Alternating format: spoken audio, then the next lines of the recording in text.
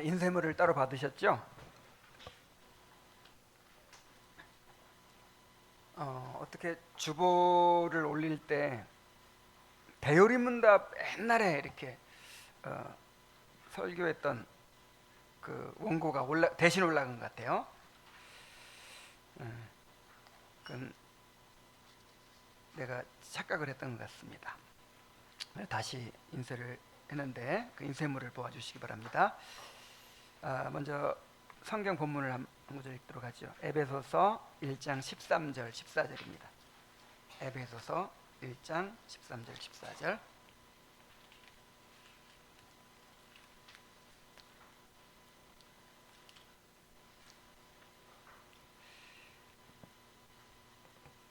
성부의 선택과 성자의 구속에 이어서 성령의 적용에 대해서 말하는 구절입니다. 그 안에서 너희도 진리의 말씀 곧 너희의 구원의 복음을 듣고 그 안에서 또한 믿어 약속의 성령으로 인치심을 받았으니 이는 우리 기업의 보증이 되사 그 얻으신 것을 속량하시고 그의 영광을 찬송하게 하려 하심이라. 아멘. 자, 우리가 지난 9주 동안에 소요리문답 20문에서 28문을 통해서 우리의 구속을 이루신 그리스도에 대해서 살펴보았습니다. 그리스도께서는 우리의 구속자로서 낮아지심과 높아지심이란 두 상태에서 선지자, 제사장 그리고 왕의 직분을 행하심으로 우리의 구속을 완전하게 이루셨습니다. 자, 이제 우리는 29문부터 36문까지를 통해서 그리스도께서 이루신 이 구속이 어떻게 실제적으로 우리 각 사람에게 적용되는지를 배우게 됩니다. 다시 말하면 객관적으로 완성된 구속이 어떻게 우리 삶에 주관적으로 이루어지는가 하는 문제를 다루게 되는 것입니다. 자, 오늘은 그 첫 시간으로 29문부터 30문을 통해서 그리스도께서 이루신 구속을 우리에게 적용하시는 성령 하나님에 대해서 함께 살펴보겠습니다. 자, 소요리문답 29문과 30문을 차례로 한번 제가 질문을 하면 여러분이 답하는 식으로 그렇게 하겠습니다. 자, 29문. 우리는 어떻게 그리스도께서 값주고 사신 구속의 참여자가 됩니까? 답. 그리스도께서 값주고 사신 구속을 그리스도의 성령께서 우리에게 효력 있게 적용하심으로써 우리는 구속의 참여자가 됩니다. 자, 30문입니다. 그리스도께서 값주고 사신 구속을 성령 하나님께서 우리에게 어떻게 적용하십니까? 답. 성령 하나님께서 우리 안에서 믿음을 일으키심으로써 그리고 이것에 의하여 우리를 효과 있게 부르셔서 우리를 그리스도와 연합시키심으로써 그리스도께서 값주고 사신 구속을 적용하십니다. 이 내용을 풀어서 한번 살펴보겠습니다. 자, 우리는 어떻게 그리스도께서 값주고 사신 구속에 참여하게 됩니까? 자, 먼저 그리스도께서 값주고 사신 구속이라는 말을 좀 설명을 해야 되겠죠? 자, 구속이란 구약 성경에서 이제 남의 소유로 넘어간 사람, 노예로 팔린 사람이라든지 그런 사람이나 또 땅, 어떤 기업을 소유물을 누군가가 값을 대신 치르고 되찾아 줄 때 그걸 구속이라고 해요. 그 룻이 기업을 잃어버렸잖아요. 룻의 집안이. 그거를 누가 되찾아 줬죠? 보아스가 구속자였죠.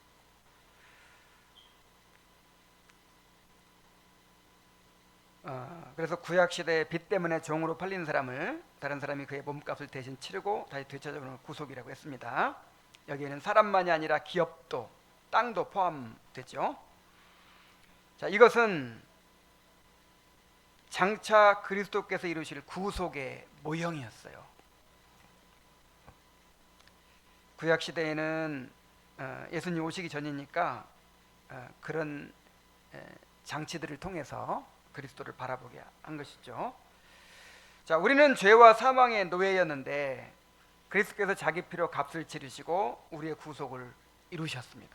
에베소 1장 7절에 우리는 그리스도 안에서 그의 은혜의 풍성함을 따라 그의 피로 말미암아 속량 곧 죄사함을 받았느니라. 자, 구속을 속량으로 이제 개정계획에서는 용어를 바꿨어요. 그래서 속량이나 구속이나 같은 말입니다. 자, 이렇게 이제 이 내용을 우리가 지난 9주 동안 살펴본 거예요. 자, 이렇게 그리스도께서 값주고 사신 구속이 어떻게 우리에게 적용됩니까? 30문에서 그리스도의 성령께서 우리에게 효력 있게 적용하심으로써 우리는 구속의 참여자가 된다 그랬어요. 그리스도께서 구속을 이루셨고 그 이루신 구속을 성령께서 택한 자들에게 효력 있게 적용하십니다. 디도서 3장 5절 6절에 보면 우리를 구원하시되 우리의 행한 바 의로운 행위로 말미암지 아니하고 오직 그의 긍휼하심을 따라 중생의 씻음과 성령의 새롭게 하심으로 하셨나니 하나님이 우리 구주 예수 그리스도로 말미암아 우리의 그 성령을 풍성히 부어주사 그랬어요.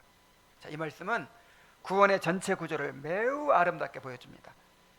성부 하나님께서 긍휼로 구원을 계획하시고 성자 예수 그리스도께서 그 구속을 완성하시며 성령 하나님께서 그 구속을 우리 마음에 실제로 적용하셔서 우리가 믿고 참여하게 하시는 것이죠. 결국 우리는 우리의 노력으로가 아니라 성령의 능력으로 말미암아 그리스도 안에 있는 구속에 실제로 참여하는 자가 되는 것입니다. 자, 이제 그 성령께서 적용하신다고 했는데 어떻게 구체적으로 그리스도께서 이루신 구속을 우리에게 적용하시는가를 또 봅니다. 자, 먼저 우리 안에서 믿음을 일으키심으로써라고 했어요. 자, 뭘 일으키세요? 믿음을. 자, 믿음을 일으키시는데 무엇을 통해서 일으키실까요?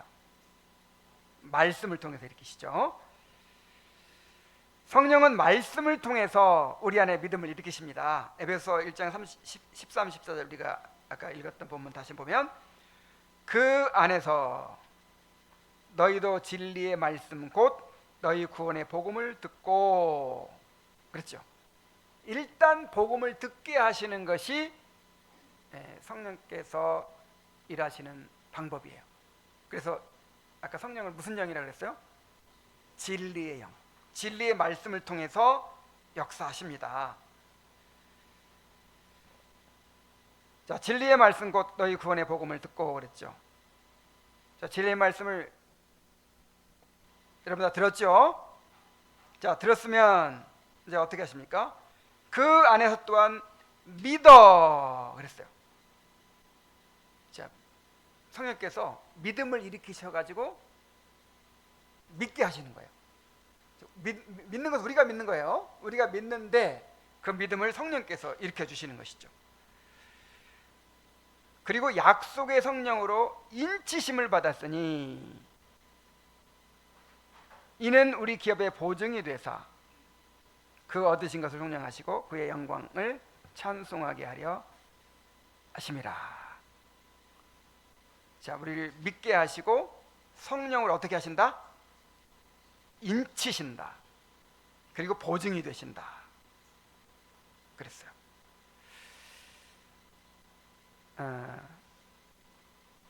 믿어도요, 내가 믿는다고 해서 그게 진짜 구원의 믿음이라고 할 수가 없어요. 내가 그냥 내 의지로만 인간의 본성으로 믿을 수 있거든요. 자, 인간의 본성으로도 많이 믿을 수 있죠. 정말 굉장한 믿음을 가진 사람들 많아요. 이 온 천지 만물이 저절로 생겼다 이렇게 믿는 사람도 있잖아요. 이상한 무슨 뭡니까 그런 음모론 막 이런 거 믿는 사람들 있죠. 너무 신기해요. 그리고 그 이단의 그런 믿기 어려운 그런 내용들을 막 진짜 믿는 사람, 목숨 걸고 믿는 사람 있죠. 신기하지 않아요? 믿을 수 있어요, 사람. 근데 그게 그저 구원의 믿음은 그렇게 인간의 본성에 나온 믿음이 아니고 누가 주시는 믿음이어야 돼요? 성령께서. 그래서 내 의지로 이렇게, 물론 의지를 사용하시죠. 그래서 내 의지로 믿지만 그것이 성령께서 인치실 때, 성령께서 그 믿음을 사용하셔서 그리스도와 연합하게 하실 때 그게 구원의 믿음이 된단 말이에요. 그리고 우리 기업에 뭐가 된다?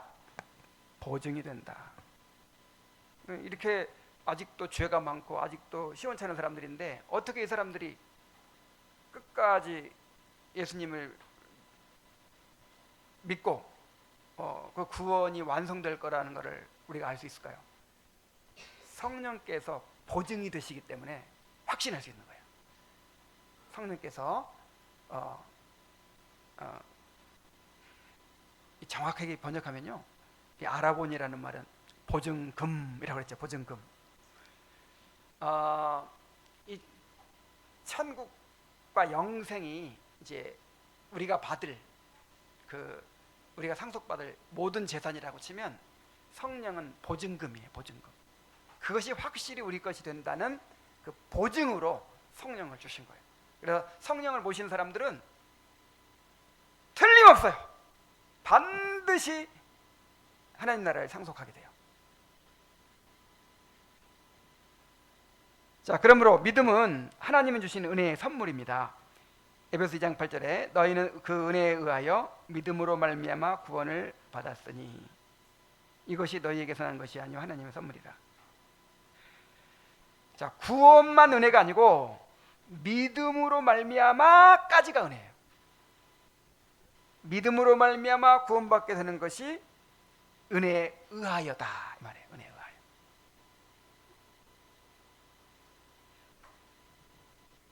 자, 그래서 하나님께서 우리에게 주시는 구원의 선물에 뭐까지 들어있냐면 믿음까지 들어있는 거예요. 믿음까지. 믿게 하시는 것도 선물입니다. 그래서 결국 택하심을 받은 자들은 다 믿게 돼 있어요. 요한복음 6장 37, 39절에 보면 아버지께서 내게 주신 자는 다 내게로 올 것이요. 아버지께서 내게 주신 자가 누구예요? 창세전에 구속의 언약 가운데 성부께서 성자에게 주신 사람들이 있죠. 택한 자들. 그 사람들은 다 어떻게 할 것이다? 내게로 올 것이다. 혹시 빠진 사람도 있을 수 있어요? 없어요.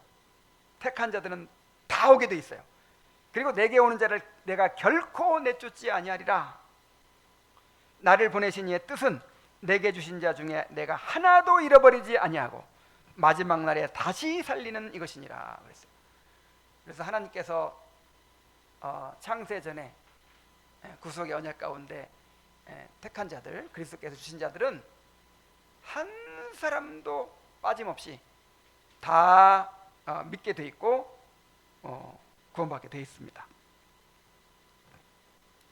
자, 믿게 하시는 거라고 했어요. 적용하시는 첫 번째 방법이. 자, 그리고 이것에 의하여 우리를 효과 있게 부르셔서 우리를 그리스도와 연합시키심으로써 그랬어요. 어떻게 하심으로써? 연합시킴으로써. 자, 내가 예수님을 믿는다는 것은 어떤 사실에 동의하는 것만이 아니죠. 예수님을 영접하여 예수님과 연합되는 것입니다. 자, 믿음은 예수님과 연합을 이루는 수단이에요. 예수님을 받아들이는 게 믿음이에요.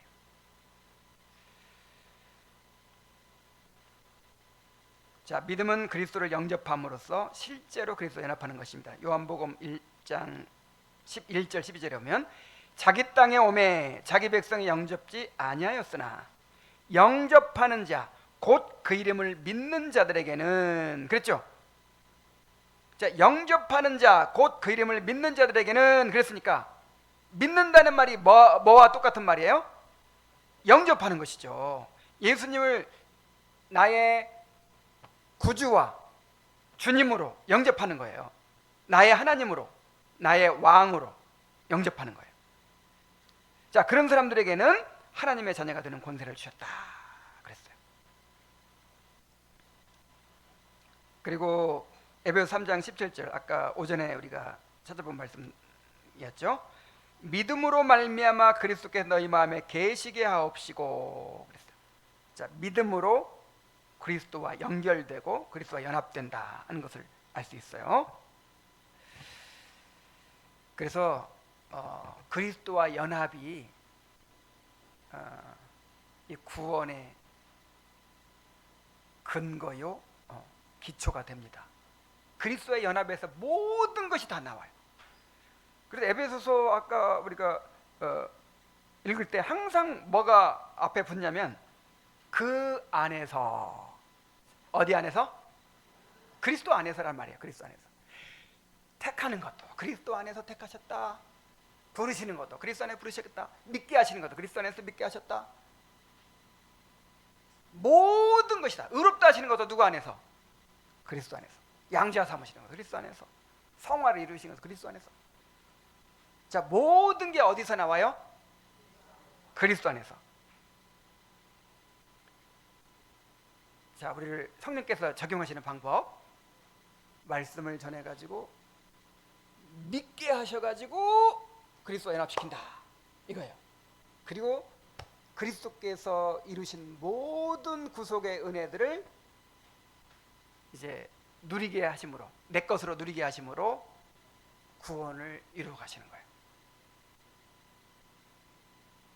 그리스도와 연합, 그리스도 연합이 너무 중요합니다. 근데 구원의 모든 과정을 그리스도와 연합이라는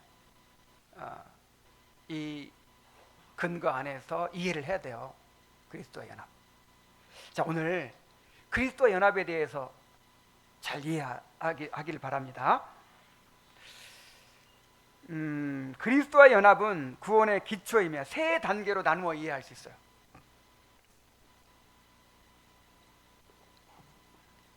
자, 언약적 연합이 있고 객관적 연합이 있고 주관적 연합이 있어요. 이게 우리 아이들한테 좀 복잡하지 않을까 이런 생각을 하지만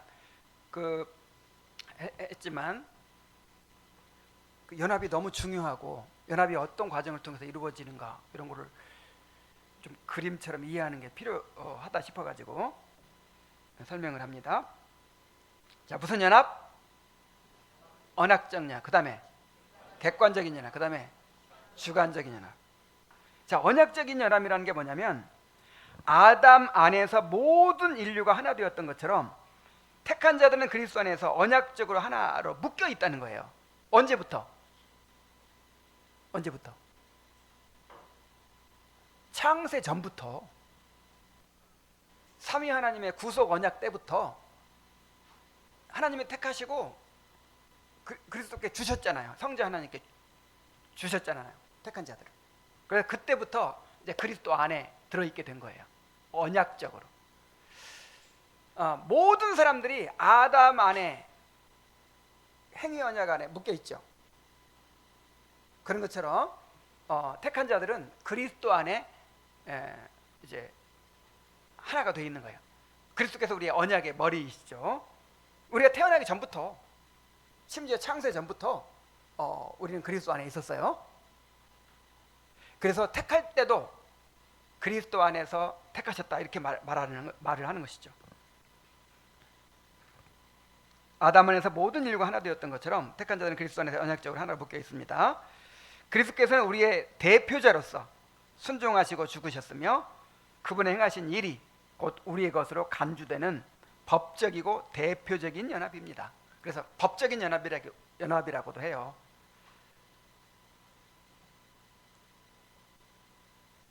자, 우리가 언제부터 그리스도 안에 있었어요? 창세 전부터 그리스도 안에 있었어. 이게 무슨 연합? 언약적 연합. 자, 그리고 이제 객관적인 연합이 뭐냐면 그리스도께서 십자가에 죽으시고 부활하실 때 택한 자들은 그분 안에서 함께 죽고 함께 살아났습니다. 다시 말하면 그리스도의 죽으심과 부활 안에서 우리의 구원이 이미 객관적으로 성취됐다 이 말이에요. 자, 예수님께서 죽으실 때 혼자만 죽으신 게 아니에요. 모든 택한 자들과 함께 죽으신 거예요. 여러분이 언제 죽었어요? 예수님과 함께. 예수님과 함께 죽었어요. 그리고 예수님이 부활하실 때 혼자 부활하신 게 아니에요. 예수님 안에서 함께 부활했어요. 자, 이거를 믿기 어렵습니까? 그러면 아담 생각하면 돼. 예수님은 아담의 모형이라 그랬잖아요. 대표라는 면에서. 자, 아담이 선악과를 따먹고 범죄하고 죽었을 때 누구도 죽었어요. 누구도 범죄했어요. 아담 안에서 우리 모두가 범죄하고 모두가 죽었죠. 그것과 똑같아요. 아담은 우리 행위언약의 머리였잖아요. 근데 예수님이 또 우리 은혜 언약의 머리가 되셔가지고 예수님이 이제 십자가에서 우리를 대표해서 죽으시고 우리를 대표해서 우리와 함께 죽으시고 부활하실 때 우리를 대표해서 부활하시고 함께 부활하셨어요. 그래서 예수님 십자가와 부활에 우리가 연합해 있었어요. 그게 무슨 연합? 객관적인 연합이라. 객관적인 연합. 자, 그런데 태어나기는 우리가 이제 2000년을 지나서 태어났잖아요. 그것이 실제로 역사적으로 시간 속에서 우리의 것이 돼야 되겠죠. 내 것이 돼야 되겠죠. 그래서 그거를 주관적 연합이라, 또 신비한 연합이라 이렇게 얘기합니다. 성령께서 우리 안에 믿음을 일으키심으로 우리가 실제로 그리스도와 연합하게 되는 것을 의미합니다. 이것은 각 개인의 삶 속에서 경험되는 실제적이고 인격적인 연합입니다. 자, 이것도 근데 여러분 좀 이것도 복잡한 얘기 같은데 그래도 자세하게 알기 위해서 한 가지를 더 설명하면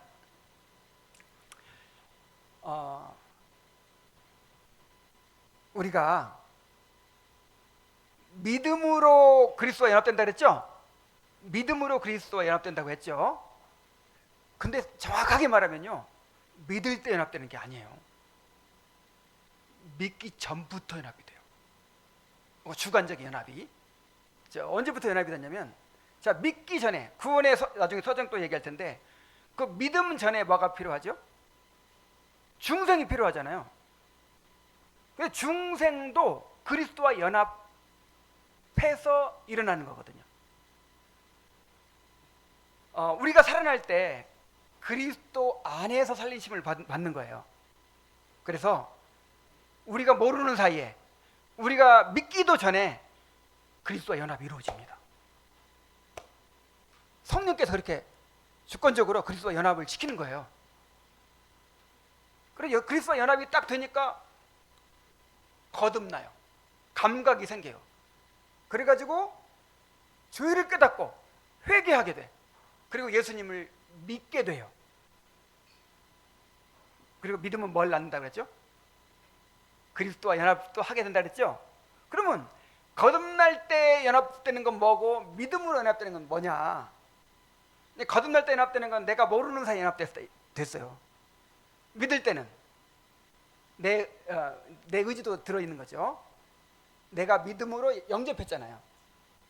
그래서 이걸 또 굳이 또 나누자면 거듭날 때 연합된 거는 수동적 연합이라고 하고, 왜냐하면 내 의지는 아무것도 없었으니까, 내가 모를 때 연합된 거니까. 그리고 내가 믿음으로 예수님을 붙잡은 거, 그 연합은 무슨 연합?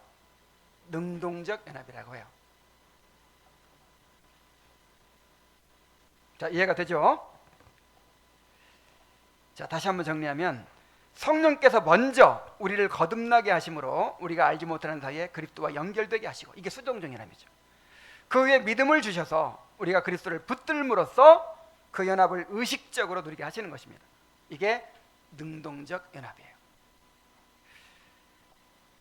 자, 이렇게 성령께서는 우리를 믿음으로 그리스도와 연합하게 하심으로써 우리는 구속의 참여자가 됩니다.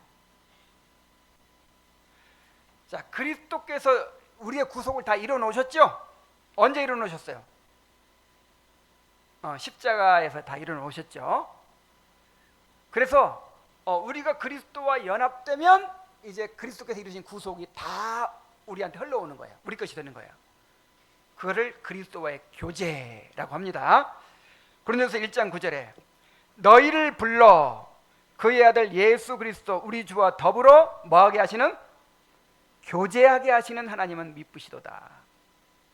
교제하면 그냥 커피숍에 앉아서 그냥 수다 떨고 자, 이런 게 아니고 교제라고 하는 거는 나눈다, 참여한다 그런 말이에요. 코이노니아라고 하는 게. 근데 그리스도와 교제라고 할 때는 그리스도께서 이루신 구속에 내가 참여하게 되는 거, 이걸 말하는 거예요. 이 모든 구원의 역사는 하나님의 섭리와 구속의 질서 속에서 이루어집니다. 하나님은 질서의 하나님이에요. 어떤 일이든지 참 질서 있게 진행하십니다. 그 창조의 과정 보세요. 어쩌면 그렇게 공간부터 딱 만들어내시고 그 공간에 또 있어야 될 것들을 다 창조하시고, 그 다음에 이 창조 사역의 주인공인 사람은 맨 마지막에 딱 만드시잖아요. 그냥 계획도 없이 일찍 사람부터 만들어 놓고 나면 그냥 아유 깜깜하고 그냥 아직 풀도 없고 막 먹을 것도 없고 얼마나 힘들었겠어요. 하나님은 기가 막힌 질서 가운데 그렇게 일을 하세요. 그래서 우리 에스겔서 요즘 읽었잖아요. 에스겔서 보니까 하나님께서 그 이스라엘 백성을 구속하시는 그 장엄한 구속의 드라마를 한번 보세요. 어떤 방식으로 하나? 죄를 깨닫게 하시고 심판하시고 언약을 주시고 그 다음에 회복시키시고 부흥케 하시고, 그리고 이제 그 회복과 부흥에 있어서도 맨 처음에 성전을 재건하게 하시고, 성전만 재건됐다고 완성되는 게 아니에요.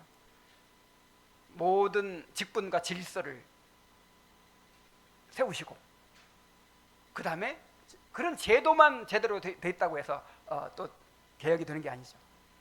예배가 올바로 드려지게 하시고 제사가 올바로 드려지게 하시고, 그 다음에 그 결과로 성전에서 생수가 나오게 하시잖아요. 우리의 구원을 이루시는 것도 그런 질서 가운데 하십니다. 그래서 로마서 8장 28절 30절에 보면 하나님의 미리 아신 자들을 또한 그 아들의 형상을 본받게 하기 위하여 미리 정하셨으니, 이게 예정이죠. 예정. 이는 그로 많은 형제 중에서 맏아들이 되게 하려 하심이라. 자, 예정하신 자들을 또 어떻게 하십니까? 또 미리 정하신 그들을 그 다음에 어떻게 하시고? 부르시고, 그 다음에 부르신 그들을 의롭다 하시고, 또 의롭다 하신 그들을 영화롭게 하셨느니라. 아직 영화롭게 되진 않았지만 이건 확정적인 일이기 때문에 과거형을 썼어요.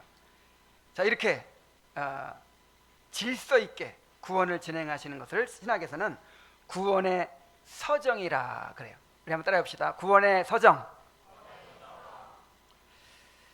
자, 이것은 하나님께서 죄인을 구원하실 때 정하신 순서와 방식에 따라 은혜를 적용하셔서 구원에 이르게 하신다는 뜻이에요. 그래서 이제 성경에 보면은 몇 가지 안 나와 있어요. 예정이 나와 있고, 부르심이 나와 있고, 칭의가 나와 있고, 그 다음에 성화도 생략하고 그냥 영화가 나와 있죠. 몇 가지 안 되죠. 그런데 이제 신학이 계속 발전해 갈수록 점점 이게 더 자세하게 설명이 됩니다. 그래가지고 오늘날 개혁신학에서는 한 9가지 정도로 이렇게 정리를 해요. 그 9가지를 한번 살펴봅시다. 자, 맨 처음에 이제 예정하신 자들을 어떻게 하시느냐? 부르십니다. 이걸 뭐라고 그래요? 소명. 하나님께서 복음을 통해 죄인들을 부르셔서 그리스도의 구원을 믿음으로 받아들이려고 하시는 은혜로운 사역입니다. 이 부르심은 단순한 초청이 아니라 실제로 사람을 구원에 이르게 하시는 능력 있는 부르심입니다. 그래서 효과적인 부르심이다, 효력 있는 부르심이다, 그렇게 말을 하죠. 마가복음 1장 15절에 이르시되 때가 찼고 하나님의 나라가 가까이 왔으니 회개하고 복음을 믿으라 하시더라. 이렇게 예수님께서 말씀을 전하시고 사람들을 초청하셨죠. 그런 것처럼 지금도 하나님은 말씀을 통해서 우리를 부르고 계십니다. 자, 이렇게 이제 부르셨어요. 그래 부르심에 응답하면 어떻게 해요? 중생하게 하십니다. 거듭나게 하십니다. 성령께서 죽어있던 영혼을 살리셔서 새 생명을 주시고 하나님을 향하도록 마음을 근본적으로 변화시키시는 하나님의 주권적인 역사입니다. 이 일은 우리가 알기 전에 먼저 일어납니다. 우리의 잠재의식 속에서 일어나요. 말씀을 들을 때 성령께서 그 영혼을 깨우시는 거예요. 거듭나게 하세요. 그 거듭남이 뭐냐면 새 생명의 원리를 심고 우리를 지배하는 본성을 거룩하게 바꿔버리시는 거예요. 그 근본적으로 우리 본성을 바꾸시는 거예요. 사람들이 전부 다 자기에게로 굽어져 있죠. 그리고 하나님을 미워해요. 싫어해요. 죄를 즐거워해요. 세상을 즐거워해요. 그래서 이런 마음으로는요 하나님 못 믿어요. 그래서 하나님께서 성령을 통해서 거듭나게 하셔요. 중생하게 하시는 거예요. 요한복음 3장 3절 5절에 보면 예수께서 대답하여 이르시되 진실로 진실로 내게 이르노니 사람이 거듭나지 아니하면 하나님 나라를 볼 수 없느니라. 사람이 물과 성령으로 나지 아니하면 하나님 나라에 들어갈 수 없느니라. 자, 물과 성령 뭐죠? 물도 성령이고 성령은 성령이에요. 반복법이죠. 성령은 깨끗게 하시는 역할을 하니까, 죄를 씻는 역할을 하니까. 자, 성령으로 거듭나야 합니다. 자, 그 다음에 거듭나면 어떻게 돼요? 내가 거듭나지 못했을 때는 내 죄를 알지 못해요. 죄를 깨닫지 못하고 회개할 수도 없어. 믿을 수도 없어. 근데 내 영혼이 깨어나고 나니까, 내 본성이 변화되고 나니까 이제 죄를 깨닫기 시작하는 거예요. 죄에 대한 각성이 일어나요. 그래서 회개하게 됩니다. 회개가 뭐냐? 죄인이 자신의 죄를 깨닫고 하나님께로 돌이키는 것입니다. 참된 회개는 단순한 후회가 아니라 삶의 방향이 하나님께로 바뀐다는 거예요. 하나님을 등지고 살아가던 삶에서 하나님을 향해서 바뀌는 거, 돌이키는 거, 이게 회개입니다. 요한일서 1장 9절에 만일 우리가 우리 죄를 자백하면 그는 미쁘시고 의로우사 우리 죄를 사하시며 우리를 모든 불의에서 깨끗하게 하실 것이요 그랬죠. 자, 회개하고 어떻게 해요? 자, 회개와 동시에 일어나는 게 뭡니까? 믿음이죠. 믿음은 예수 그리스도를 자신의 구주로 받아들이고 그분께 자신의 삶을 의탁하는 것입니다. 그런데 이 믿음조차도 하나님께 주시는 은혜의 선물입니다. 자, 회개와 믿음을 합쳐서 뭐라고 하죠? 회심이라고 하죠. 회심. 자, 믿음이 먼저예요, 회개가 먼저예요?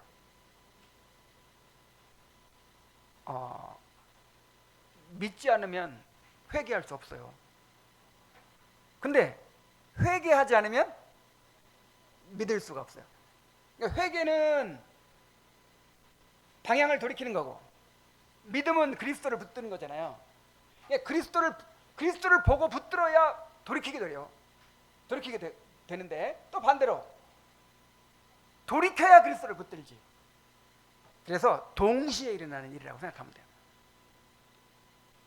개혁주의 신학자들은 믿음을 먼저 말하는 걸 좋아해요. 그래도 믿고 회개하는 거다. 그러니까 뭐 믿고 회개하거나 뭐 회개하고 믿는 거나 같이 일어나는 거라고 생각하면 돼요. 그래서 그냥 한 가지로만 얘기하기도 해요. 회개하라! 천국이 가까웠느니라. 왜? 믿음은 빼요. 그 회개 속에 믿음이 포함되어 있는 거예요. 믿으라! 그래야만 구원받을 것이다. 이게 뭐가 포함되어 있어요? 회개가 포함되어 있는 거죠. 자, 이렇게 믿음으로 그리스도와 연합이 되면 어떤 일이 일어나요? 이제 의롭다 하심을 받게 돼요. 칭의죠.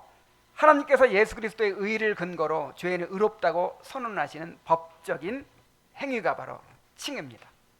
로마서 3장 24절 그리스도 예수 안에 있는 속량으로 말미암아 하나님의 은혜로 값없이 의롭다 하심을 얻은 자가 되었느니라. 그렇죠.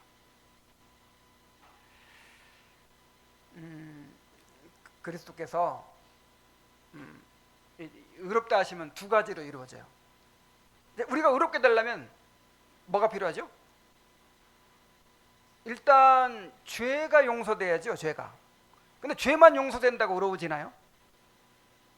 죄 용서된 거는 아담 상태로 돌아온 거예요. 다시 아담에게 어떤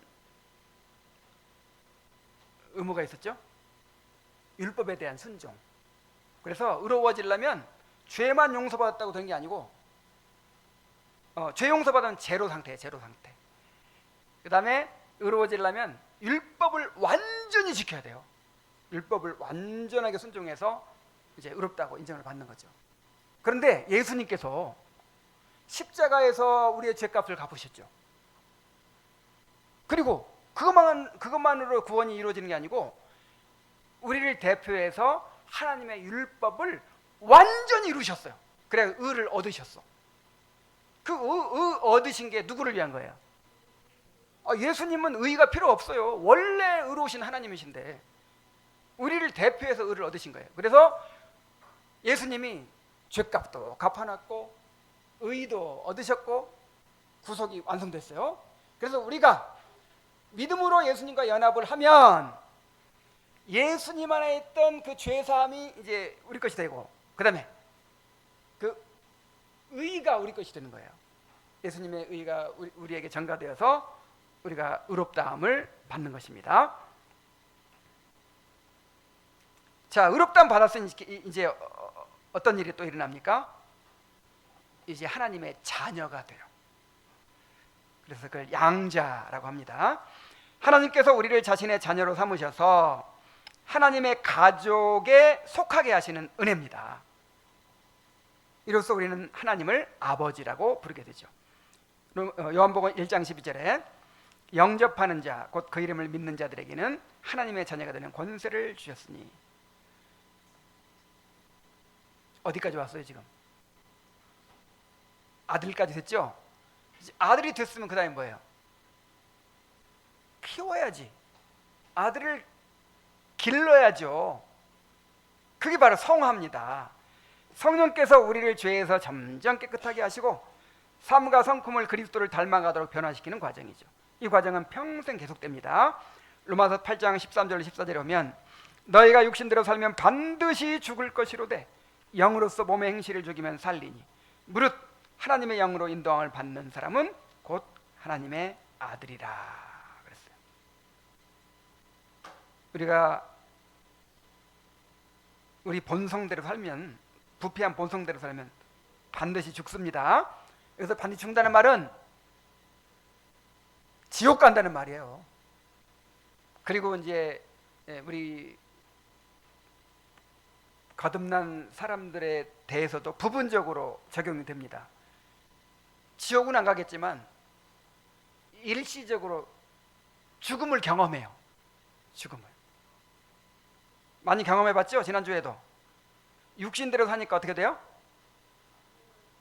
죽어요.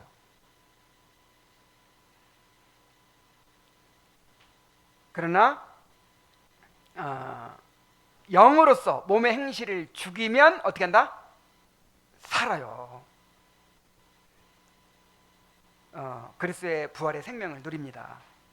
그래서 무릇 하나님의 영으로 인도함을 받는 사람은 곧 하나님의 아들. 그러니까 하나님의 아들이 어떤 사람이냐면 성령의 인도를 받아 사는 사람이 하나님의 아들이에요. 실제 삶 속에서 그 성령의 인도함을 받지 못하는 사람은요, 그는 이름만 그리스도인이에요. 실제적으로 그렇게 성령의 인도함을 받아서 성화가 이루어져 가는 것이 바로 하나님의 자녀들이죠. 자, 근데 이게 쉬운 일이에요, 어려운 일이에요?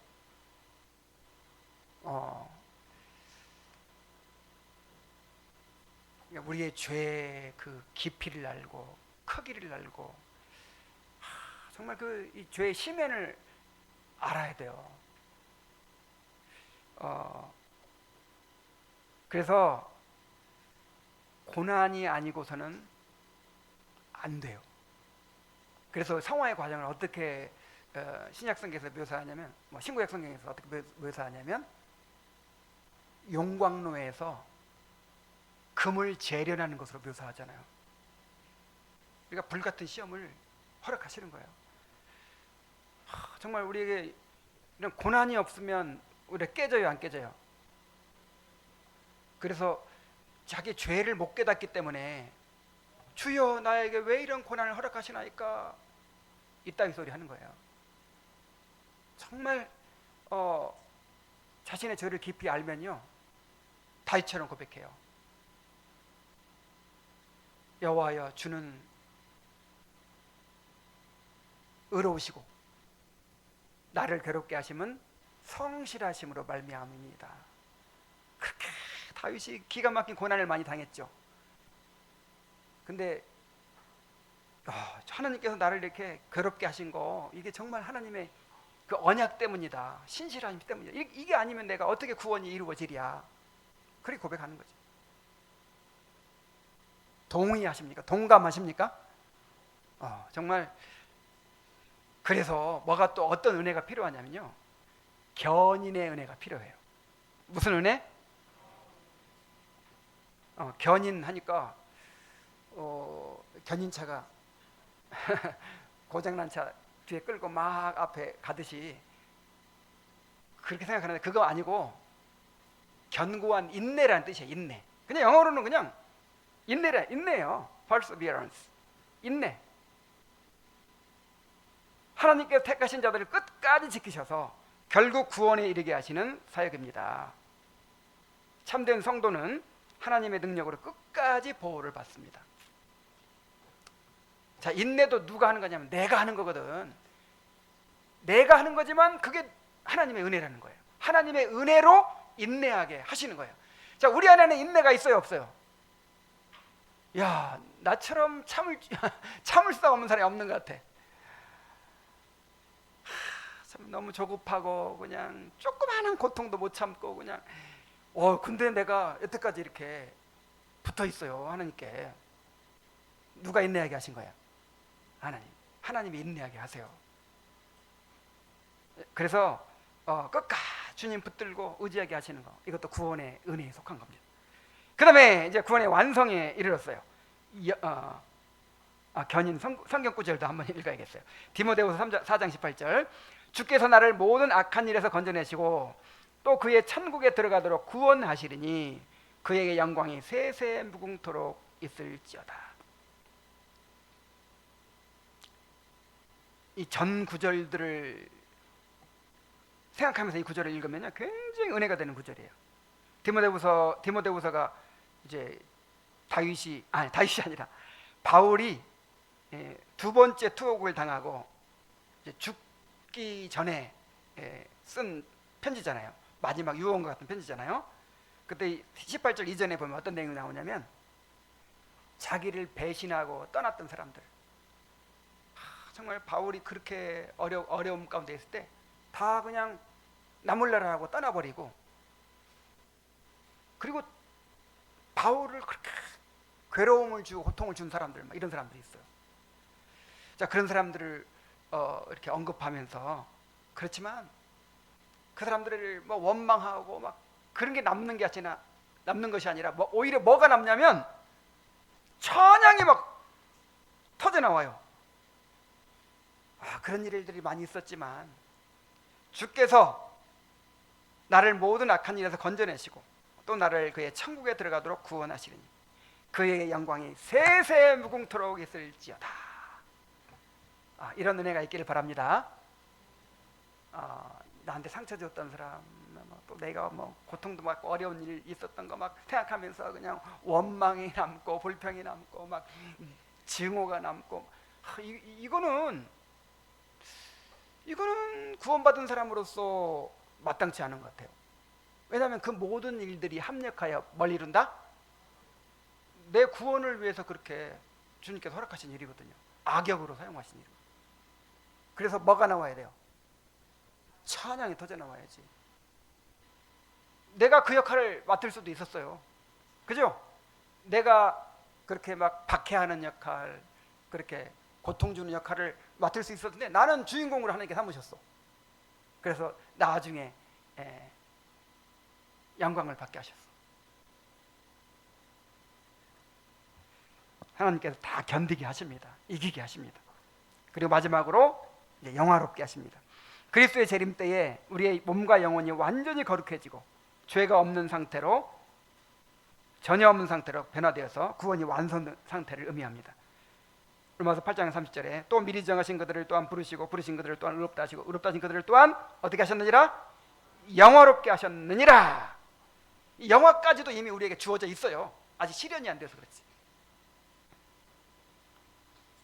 자, 성령께서 어떤 과정을, 어떤 질서를 통해서 우리의 구원을 완성하십니까? 그리스도께서 이루신 구속을 우리에게 적용하십니까? 부르시고, 그 다음에 거듭나게 하시고, 회개하고 믿게 하시고, 의롭다고 하시고, 또 양자 삼으시고, 성화를 이루시고, 성화 이루는 가운데 너무 힘들고 어려우니까 인내하게 하시고, 그 다음에 마침내 모든 환난과 시험을 이기고 영화롭게 하십니다. 이런 과정을 우리의 지금 그리스도께서 이루신 구속을 우리 삶에 적용해 가고 계시는 거예요.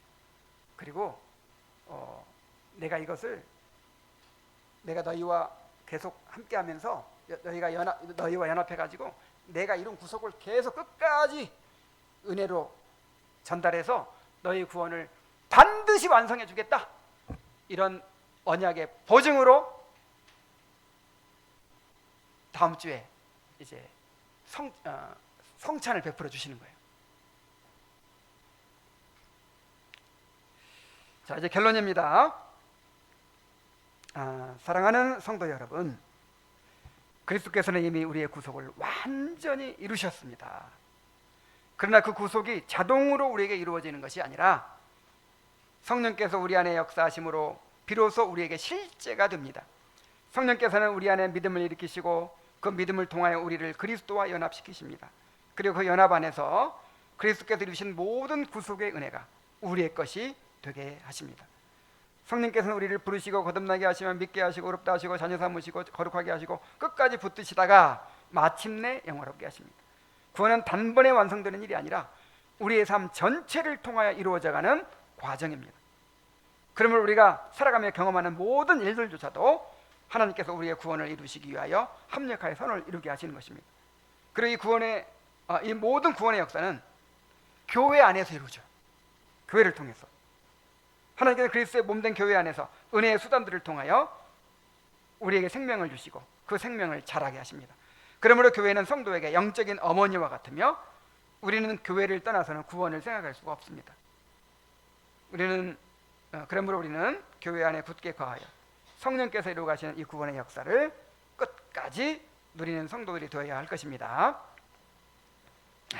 이제 우리 함께 기도하는 시간을 잠깐 갖도록 하겠습니다. 오늘 오전에 주신 말씀이